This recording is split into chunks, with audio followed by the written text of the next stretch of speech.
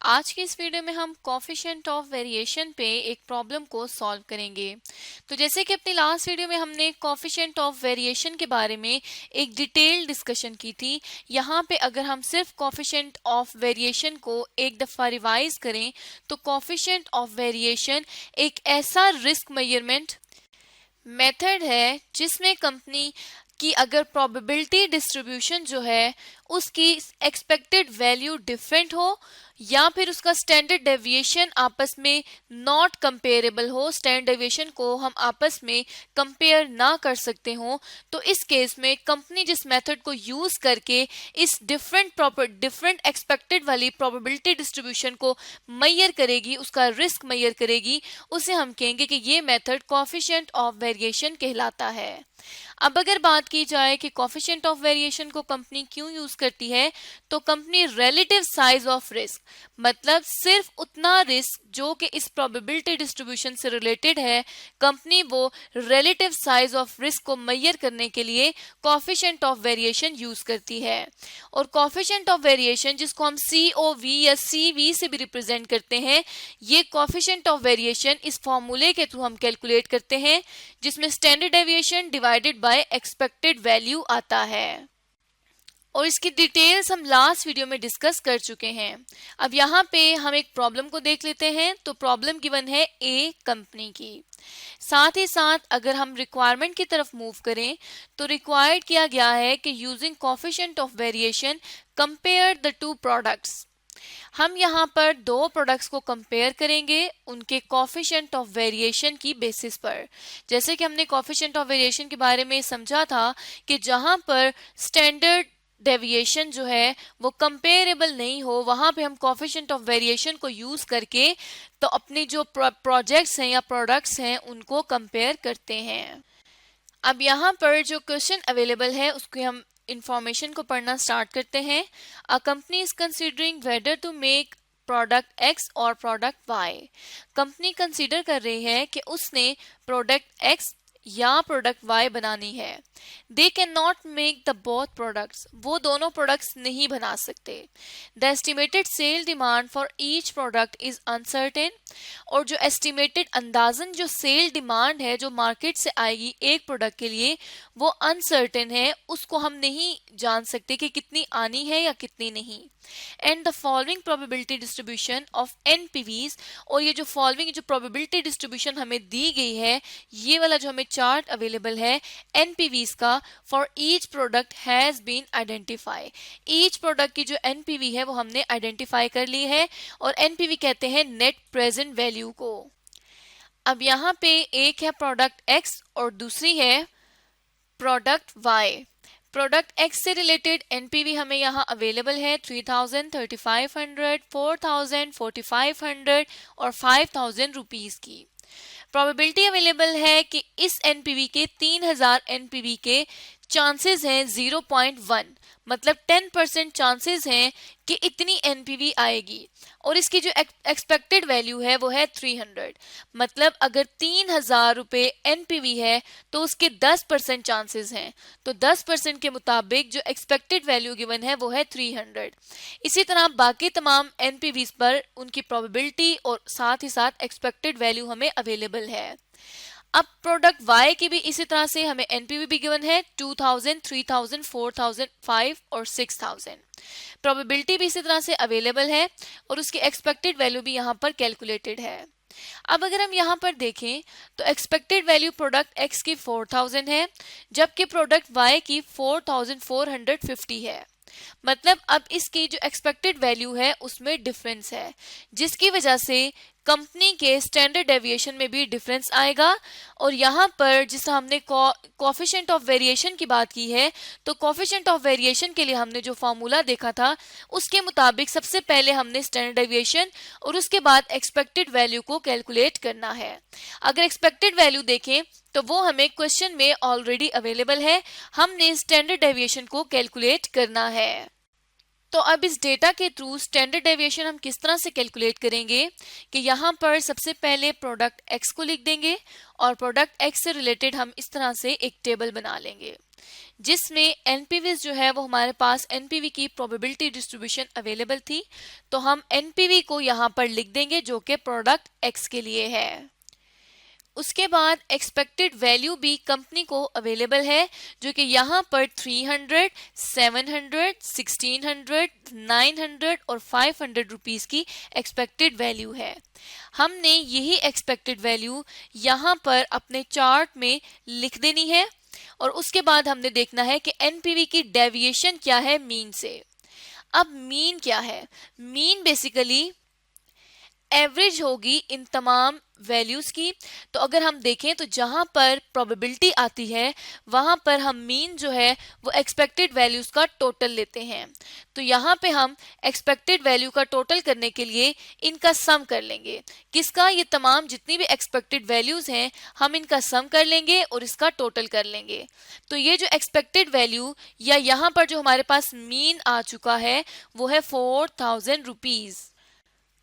अब हमने next step में ये देखना है कि एनपीवी मीन से या एक्सपेक्टेड वैल्यू से कितनी डेविएट कर रही है, कितनी डिफरेंट है। उसके लिए हम क्या करेंगे कि यहाँ पर एनपीवी जो है पहले उसको देख लेंगे कि 3000 रुपीज की एनपीवी है, इसमें से माइनस कर देंगे मीन को या जिसे हम एक्सपेक्टेड वैल्यू का टोटल कह सकते हैं, इस एवरेज को हम यहाँ से लेस कर देंगे। तो ऑन एवरेज 4000 रुपीज आ रहे हैं, इसको अगर हम यहाँ से लेस कर देंगे तो फिर ये हमारे पास -1000 आ जाएगा, जो कि एनपीवी डेविएट कर रही है, एनपीवी डिफरेंट आ रही है एक्सपेक्टेड वैल्यू से, क्योंकि एक्सपेक्टेड वैल्यू 4000 की है और एनपीवी 3000 की है। तो एनपीवी एक्सपेक्टेड वैल्यू से 1000 रुपीज कम है, जो कि यहाँ पे हमने 1000 देख लिया है। अब जिस तरह से हमने एनपीवी की डेविएशन कैलकुलेट की है 3000 पे, इसी तरह से हम 3500 पे कैलकुलेट करेंगे तो ये आ जाएगी 500 रुपीज। इसी तरह से हमने नेक्स्ट जो है 4000 पे कैलकुलेट करनी, तो इस पे आ जाएगी 0। मतलब बिल्कुल भी डिफरेंस नहीं है एनपीवी में और मीन में या एवरेज में, तो हमने यहाँ पर 0 लिख दिया है। उसके बाद हम देखेंगे तो 4500 की एनपीवी है और एक्सपेक्टेड वैल्यू उससे ज्यादा है, सॉरी एक्सपेक्टेड वैल्यू उससे कम है। मतलब कंपनी ने एक्सपेक्ट किया था कि 4000 रुपीज का उसको रिटर्न आएगा। ये यहाँ पे जितनी भी एनपीवी दी गई है बेसिकली ये रिटर्न ही है। तो यहाँ पर 4000 कंपनी ने एज्यूम किया था, एक्सपेक्ट किया था कि रिटर्न आएगा, लेकिन एक्चुअली रिटर्न 4500 रुपीज का आया है। तो 500 ज्यादा रिटर्न आया है, उसको हमने यहाँ पे पॉजिटिव फिगर में शो कर दिया है। इसी तरह से 5000 में से 4000 लेस करेंगे तब भी पॉजिटिव 1000 की डेविएशन आ जाएगी मीन से। मतलब एवरेज से 1000 रुपए ज्यादा अर्न कर किए जा रहे हैं 5000 की एनपीवी पर। अब यहाँ पे जिस तरह से हमने स्टैंडर्ड डेविएशन कैलकुलेट करने के लिए ये देख लिया कि डेविएशन क्या है, उसके ऊपर फिर हम स्क्वायर डेविएशन लगाएंगे। मतलब इस डेविएशन का हम स्क्वायर ले लेंगे। वो हम किस तरह से लेंगे कि ये जो 1000 है, इस 1000 को हम रेज टू पार करेंगे और यहाँ पर 2 कर देंगे, तो इस समय पता चल जाएगा कि 1 मिलियन रुपीस की स्क्वायर डेविएशन हो गई है। इसी तरह से नेक्स्ट में भी हमने क्या करना है कि 5000 का हमने स्क्वायर ले लेना है, तो हमारे पास स्क्वायर डेविएशन आ जाएगी 2,50,000 रुपीस की। अब हमने इसी तरह से तमाम जो फिगर्स हैं उनकी स्क्वायर डेविएशन ले ली है। अब एक दफा स्टैंडर्ड डेविएशन को रिवाइज अगर किया जाए तो स्टैंडर्ड डेविएशन के फॉर्मूले के मुताबिक जो हमारे पास फॉर्मूला है वो है अंडर रूट इंटू समीशन, मतलब sum of probability into X minus X bar का स्क्वायर। अब यहाँ पे जो एक्स है वो हमारे पास एनपीवी है, एक्स बार जो है वो हमारे पास मीन है और हमने इनका स्क्वायर ले लिया। अगर हम यहाँ पर देखें तो ये हमारे पास एक्स था, एक्स में से एक्स बार को हमने लेस कर दिया तो ये फिगर आ गई। अब हमने इसका स्क्वायर ले लिया और फिर इसको मल्टीप्लाई कर देंगे प्रोबेबिलिटी के साथ, और यहाँ पर हम देख सकते हैं कि अब यहाँ पे हम प्रोबेबिलिटी लिखेंगे और उसके साथ मल्टीप्लाई करेंगे। तो यहाँ पे क्वेश्चन में जितनी प्रोबेबिलिटी अवेलेबल है हमने वो तमाम प्रोबेबिलिटी यहाँ पर मेंशन कर देनी है। तो ये हमने यहाँ प्रोबेबिलिटी लिख दी। अब हमने क्या कहा कि प्रोबेबिलिटी को मल्टीप्लाई कर देना है हमने इस फिगर से जो कि कैलकुलेटेड है। तो हम देखें तो यहाँ पे x माइनस एक्स बार का स्क्वायर जो स्क्वायर डेविएशन है, इसको x माइनस एक्स बार का स्क्वायर भी कहा जाता है। तो यहाँ पे अब वेटेड अमाउंट के लिए हम स्क्वायर डेविएशन को मल्टीप्लाई कर देंगे प्रोबेबिलिटी के साथ, तो ये हमारे पास 100,000 रुपीज की वेटेड अमाउंट आ जाएगी। इसी तरह से हमने यहाँ पर तमाम फिगर जो हैं वो कैलकुलेट कर कर लिख ली हैं। अब स्टैंडर्ड डेविएशन के फॉर्मूले के मुताबिक हमने इस पूरी फिगर का समीशन कर लेना है, इस पूरी फिगर का हमने सम ले लेना है। तो यहाँ पे अब हम क्या करेंगे कि जितनी भी फिगर है इसको हम टोटल करके लिख लेंगे। तो यहाँ पे हम सम कर लेंगे इस तमाम पूरे ये जो कॉलम है इस सारे कॉलम को, और फिर हम उसको एंटर करके देख लें कि कितना सम आता है। तो ये 300,000 रुपीज जो है ये सम आ रहा है वेटेड स्क्वायर डेविएशन का।